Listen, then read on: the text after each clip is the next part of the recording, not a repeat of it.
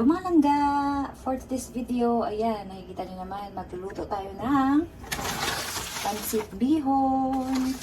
Ayan, so, eto, may kakaiba tayong ihahalo. First time kong gagawin to, lalagyan natin ng enoki. Oh, ang tawag ko dyan, see you tomorrow. See you tomorrow mushroom. Kasi alam nyo na, pag ebs mo, ito pa rin siya. Kaya, see you tomorrow. Lalagay din tayo ng itlog kasi feeling ko kulang ang ating karne dito. Ayan, maglagay tayo ng itlog. Tapos carrots, isang malaking carrots, tapos cabbage na kalahati. Wala pala akong bawang, lalagyan na lang natin ng garlic powder. So, ayan, handa na ako dito ng ating kawali. Maglalagay tayo ng ating tubig.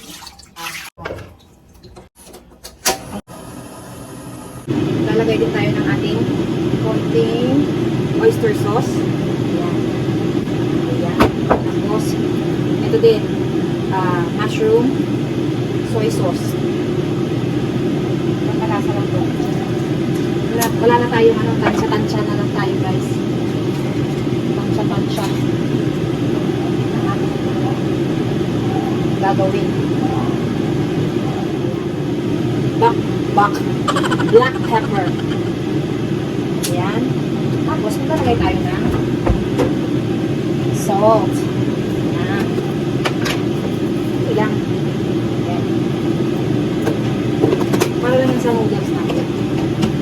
Kasi mamaya, pag nag-isa tayo ng mga gulay, maglalagay din tayo ng mga kalasa, diba?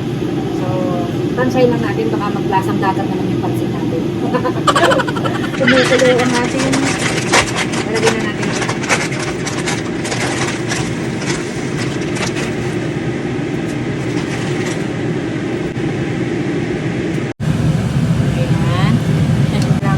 Putol din naman yan siya mamaya pag malambot na.